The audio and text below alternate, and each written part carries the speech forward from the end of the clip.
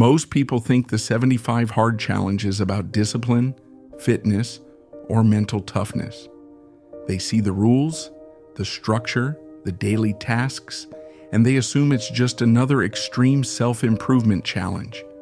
Something you do to prove a point, something you survive through willpower and motivation. But that's not what actually makes 75 Hard powerful. The real reason 75 Hard changes people has very little to do with motivation and almost nothing to do with willpower. What it really does is much deeper than that. It systematically reshapes how you see yourself. And that is why it works when so many other challenges fail. To understand why, we first need to understand why most people struggle to change at all. Most people want to change their life, but they approach it from the wrong direction. They try to change their behavior directly. They tell themselves they will be more disciplined, more confident, more focused, more consistent.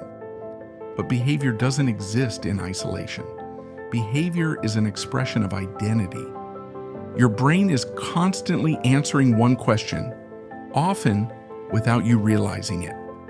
What would someone like me do in this situation? Whatever answer your identity gives, your behavior follows automatically. If your identity says you are inconsistent, your actions will reflect that. If it says you quit when things get uncomfortable, your behavior will align with that story. This is why motivation feels powerful but temporary. Motivation tries to override identity. Identity always wins. Identity is built through evidence. Every action you take sends a signal to your brain. Your brain does not care about intentions, plans, or future promises. It cares about patterns. One action means very little. Repeated actions become identity. This is where most people fail.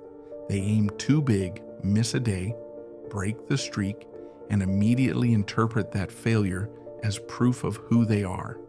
The old identity gets reinforced and the cycle continues. The 75 Hard Challenge removes that ambiguity. The rules are clear. There is no negotiation. You either complete the tasks for the day or you start over. On the surface, this sounds harsh, but psychologically, it creates something extremely powerful. It removes decision fatigue.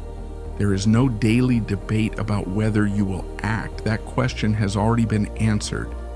And this matters more than people realize. Every time you negotiate with yourself, you weaken identity. Every time you say, "I'll do it later," you send a signal that your word is flexible. 75 Hard shuts that door. The structure forces alignment between what you say and what you do. Every single day you complete the tasks, your brain receives the same message. I do what I said I would do, even when it's uncomfortable, even when I don't feel like it, even when no one is watching. Over time, that message compounds. This is why the challenge feels so mentally heavy in the beginning. Your old identity is fighting for control. It resists the loss of negotiation. It looks for excuses. It tries to reestablish the familiar pattern of delay and avoidance. But as the days pass, something begins to shift. Not because the tasks get easier, they don't, but because your brain starts updating its internal model of who you are. The resistance becomes quieter. The internal debate shortens. What once felt extreme starts feeling expected.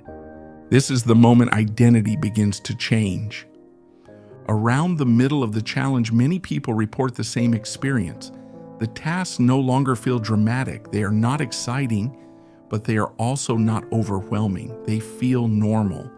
And that sense of normality is not boredom. It is integration. The behavior has stopped feeling foreign. Psychologically, this is critical. Your brain prefers consistency. Once a behavior aligns with identity, it requires far less mental energy. You're no longer forcing yourself. You are simply acting in line with who you believe you are. This is why discipline begins to feel lighter as the challenge goes on. Not because discipline increased, but because resistance decreased. your nervous system stops treating the behavior as a threat. And this is the real value of the 75 Hard Challenge. Not the physical transformation, and not the visual before and after, and not the external validation. The real value is the internal shift from someone who negotiates with themselves to someone who acts. However, there is an important distinction that needs to be made. 75 Hard only works as intended if it is approached correctly. If it becomes punishment, it will fail. If it becomes self-hatred disguised as discipline, it will collapse. Identity does not form through suffering alone. It forms through consistency, structure, and self-trust. The challenge works because it forces alignment between words and actions. It teaches your brain that your promises matter, that you follow through, that you are reliable to yourself. And once that belief is installed, it does not disappear when the challenge ends. That is the real transformation. After 75 days, the most important question is not whether you finished. It is who you became in the process. Did you become someone who shows up even when it's uncomfortable? Did you become someone who stops negotiating with themselves? Did you become someone who trusts their own word? Because that identity carries forward into everything else. Your work, your relationships, your focus, your self-respect. The 75 Hard Challenge is not magic, and it is not the only path to identity change, but it is a clear example of how structured discomfort, repeated daily, can fundamentally change how you see yourself. If you want to become a different person, don't chase motivation. Don't wait for confidence. Change the signals you send to your brain every single day. Because identity is not built in moments of inspiration. It is built in moments of repetition. If you want more psychology-based self-improvement focused on identity, discipline, and mental transformation, consider subscribing to Beyond the Mind. In future videos, we'll explore the hidden psychology behind different generations, belief systems, and the mental frameworks that quietly guide how people think and live. I'll see you there.